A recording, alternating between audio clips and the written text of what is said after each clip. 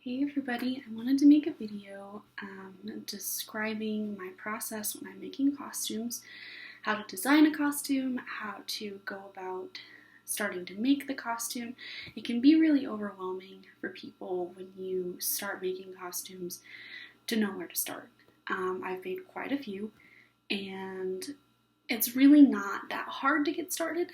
You just have to know what you're doing. Like, you have to have a game plan and know where you're going with it. So, I started making costumes going off of the Victorian era. I wanted to make ball gowns, I wanted to make these big, beautiful dresses, and then I ended up getting into more historical, like much earlier costuming. Right now, my area of expertise, I guess, is the ancient Norse from the 9th to 11th century. I recently made a costume for a Renaissance fair when we go in July. I will make a video explaining that costume. But I wanted to make one for fun that is mostly Norse inspired and is somewhat fantasy, but mainly Norse. So the first thing, when you decide you want to make a costume, you want to figure out, what do I want? Like, do I want to make it historical? Do I want to make fantasy? Do I want to make a mix of the both? What do I want to make? You can, look at pictures on Pinterest, you can Google it. A lot of the way that I come up with costumes is I look at Pinterest and I see something cool and I'm like, I want to make something like that. You can do that. You can also come up with things on your own. You can make something based off of mythology, something based off of someone from history. You can make a historically accurate persona, like if you're in the SCA, you can make a persona and you can make a costume based on that persona. You can do all kinds of stuff. I came up with this because I really enjoy ancient Norse, but I also really enjoy fantasy and I wanted to mix them a little bit. And I also have always wanted to do something with armor. I have never made armor before. I really want to make armor, not like an extensive amount of armor, just, a piece or two. I also was looking through Instagram the other day, and I follow the Sea Lords, which is a faction of the Weekend Warrior Experience. If you've never heard of that, it's really cool. I've always wanted to go. I probably will never end up going because it's in a state very far away from where I live. But it is really cool. I've always wanted to go. The Sea Lords are really cool. They have amazing costumes, and I've always wanted to make something like that. So I came up with that idea after seeing a costume that one of their female warriors had made that I really enjoyed. So you're going to come up with, is it going to be historically accurate? This costume that I want to make is mostly Norse with a little bit of fantasy mixed in. So there's two things you have to think about when you're thinking about historical versus fantasy costumes. Historical costumes, especially if you're costuming lower or middle class, which is what I primarily do, everything has a function. Every piece of clothing that you put into that costume has a purpose. Fantasy, not so much. You can do whatever you want with fantasy. You can have pieces that don't make any sense, pieces that just kind of fit the overall vibe that don't have an actual purpose. Historical, for example, if we think about Norse, and I'm going to make a video about Norse costumes and ancient Norse clothing later to kind of break down the different pieces and what they all do. So you have your hangerrock and you have your smocker. Those are the two primary pieces of clothing. The hangerrock is a T-tunic. If you don't know what T-tunic is, I'll explain that later. It's a T-tunic, long-sleeved, usually very long. The purpose of the hangerrock is to absorb your sweat and keep you cool in the summer or warm in the winter. The smocker is the apron dress that goes over that. It can be strapless, it can, not strapless.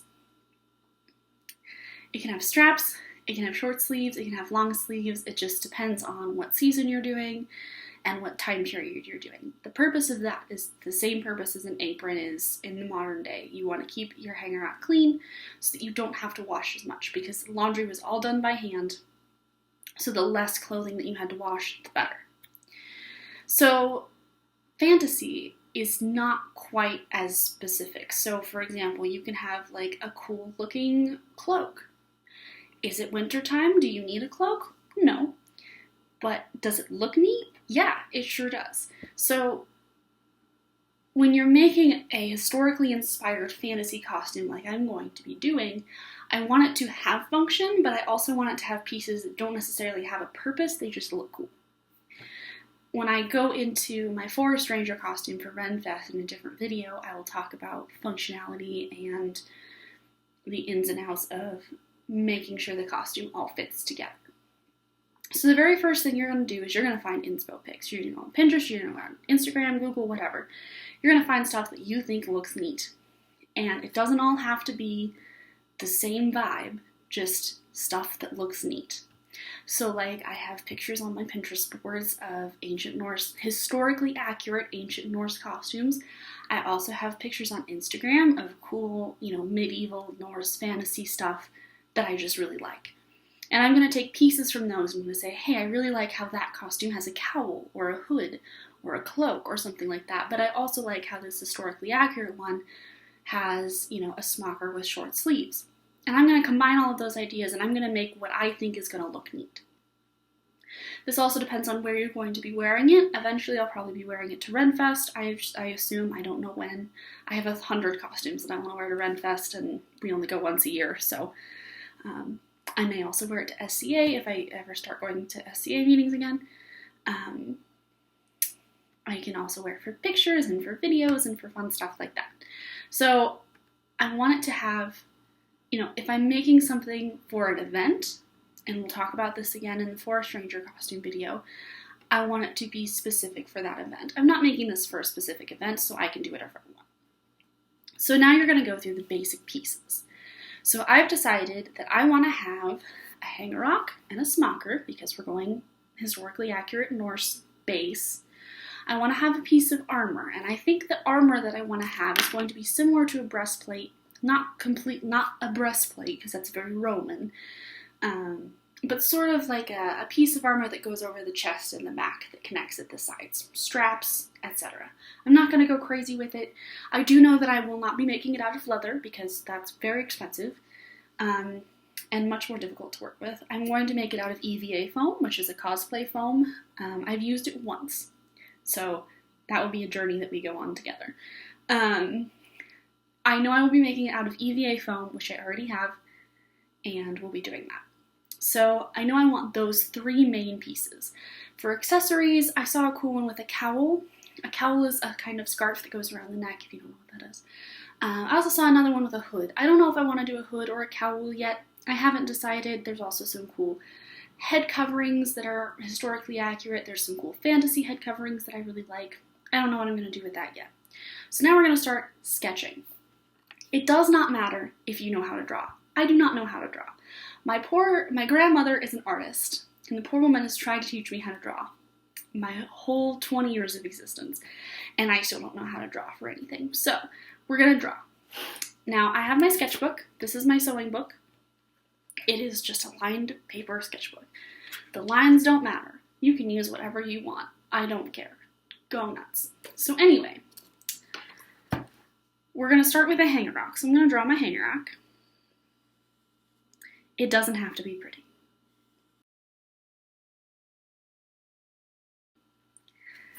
This is what I got. It looks ugly. That doesn't matter. I just need it to get from here to somewhere outside of my head. So now I know I want to do a smocker. Now there's a couple ways you can do a smocker. You can do one with straps that come across the front and connect with turtle brooches. Again, I'll talk about this in a different video. Or you can do a short sleeve one. I want to go for a short sleeve one because if I do one with turtle brooches, it's going to get in the way of my armor. If it has straps, the armor's also going to have straps. We're going to get some complicated stuff going on up here. I don't want that. So we're going to go for short sleeves. So I'm just going to sketch essentially what I just sketched, but with short sleeves, and it's going to be on top. I also know I want it to be knee length, so I made it knee length. So you've got two dresses that are stacked. That's going to be the absolute base, right?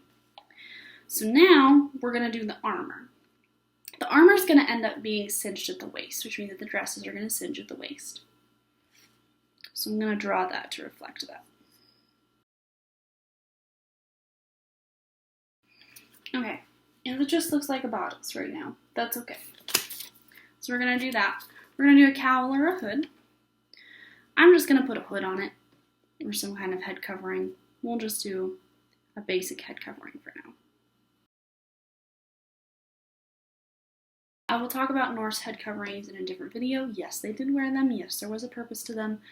We'll talk about that again later. So here's my basic sketch. This is the very basic idea of what I want the costume to look like. Now we're going to talk about accessories. So I talked about functionality. Functionality is still important. So what are we going to need? We're going to need a belt. Belts are very important. Belts and bags are going to be two of your most important things when it comes to a costume. I'm just going to do a basic belt with a little tail in the front. I won't show you because it's ugly and you get the idea. Won't worry about a bag right now. This is a fighting costume, so we're going to do some weapons. We have maybe a knife, maybe like a machete or something like that. I don't have a sword. If I did, I would put a sword on it. We'll do a machete because I have one. Now, I need shoes. Now, I know I have shoes. They're Norse turn shoes that I've worn to previous Ren fairs that worked really well. I'll use those. So yeah, shoes and socks. This looks horrible, so I, again, won't show you because it looks awful. And then we'll do leg wraps. Leg wraps just hold your socks up. That's really all they do. Okay, I guess I have to show you. So there we go. Basic idea. Now we're going to break that down into main pieces, and we're going to draw the main pieces out. So the smocker's easy, right? It is a T-tunic. Again, I will talk about a T-tunic later. The point of drawing this out, of drawing each individual piece out, is so that you know and can track your measurements. I will probably make a video in the future about measuring yourself because it can be difficult and it's easier if someone's telling you how to do it. So there's our basic smocker. Now, I'm going to draw the armor out. The reason why I'm not drawing out the hanger rock is because I already have a hanger rock that I'm going to use. I don't need to make another one. The smocker I already bought fabric for because I was at the store this morning. So I'll draw that out so I can get the measurements for that. The armor is going to be a little more difficult. So unfortunately, as a woman, I have boobs. And that makes costuming difficult because that means measurements get harder. So I'm going to sketch the armor. I'm going to princess seam it. So that princess seams come down the front, go over the breasts and down. That makes it so that you can round the edges out. This all sounds very complicated, it's not. And that makes it more three-dimensional. So I'm going to just sketch out the pieces. So this is what I'm talking about. So the side pieces are going to have this curve here, and the middle piece is going to have this curve here. When you sew that together, that'll make a three-dimensional cup. So I have everything sketched out. Now I'm going to figure out where do I start. So what you want to do is start from the base up. I like to start with the most complicated or difficult thing first. So I'm going to start with the armor because I'm excited about it. It's going to take the most research. It's going to be the most difficult. I want to start there because that's fun. You can start with the easiest. If it's your first costume, I recommend starting with the easiest and working your way up. We can also look at what pieces do we already have that we can use. I already have a hanger rock. It's white. It's what I'm going to use for the base. I like it. It'll work. I already have shoes, socks, and leg wraps. We'll use that. I already have a belt. I have weapons with sheaths. So all of that will work. I need to make a head covering. I need to make a smocker. And I need to make armor. Those are the things that I will be needing to make for this costume. The head covering, obviously, I haven't decided yet. We're going to do that last.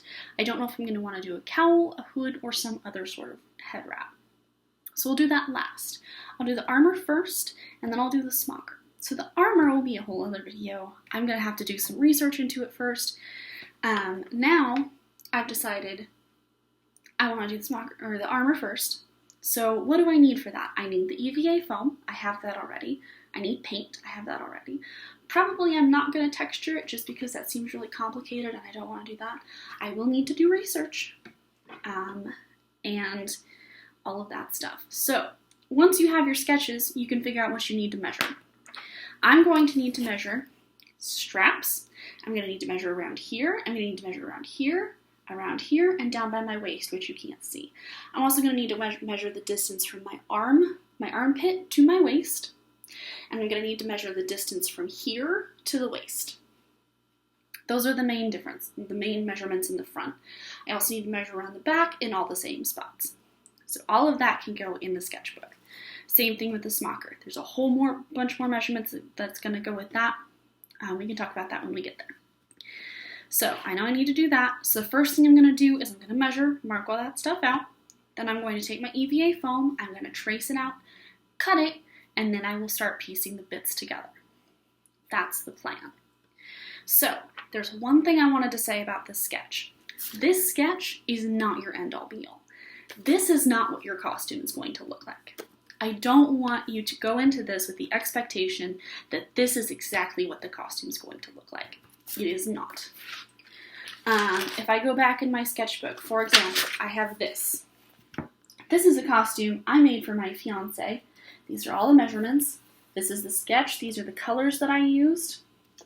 All of that stuff. Does it look like this? Yes. Does it look exactly like this? No. Did I go off of this as a guide? Yes. So you want to use it as a guide. It is not your end-all be-all, etc. This is the vest for my Forest Ranger costume. It looks nothing like that. That's okay. It doesn't have to. This is just you getting your thoughts onto the page. This is your first draft. This is not how this is going to end up looking. Okay? I just want your expectations at this point are that you are going to make a costume. It does not have to look exactly like this. You will change your mind halfway through. You will get through something and be like, I don't like this. I think this would look better this way. That is perfectly okay. It is your costume. Go nuts. I have drawn designs for costume and completely scrapped them halfway through. That is how the process works, and that's okay. That is creativity. If you're one of those people that wants to go exactly off of this, please do your best to throw that expectation out the window. Okay? Do not put that pressure on yourself. This is for fun. You are having a great time. I want you to have that expectation. I'm going to have the expectation this will be a good time. Will I be frustrated? Absolutely. Is costuming easy? No. But I want you to have a good time. That's the main point. You are using your creativity and your prior knowledge and experience to make something that looks cool and functions for you in the environment you want it to function in. You are not going off of this sketch to make this sketch come to life. Unless you're really good at that, in which case, you're better than me. Alright, so videos coming up that I intend to make. How to measure yourself, the basics of ancient Norse costuming, the basics of medieval costuming, in-depth deep dive into those two things, and maybe some breakdowns on costumes I already have. I might do one on Norse, and I might do one on the Forest Ranger costume that I have. In which case we will talk about fabric choice, we will talk about functionality, we will talk about measurements, we will talk about aesthetic, all of that stuff. So, if you made it this far, thank you. Good luck on your costume. If you need me, let me know. I will answer.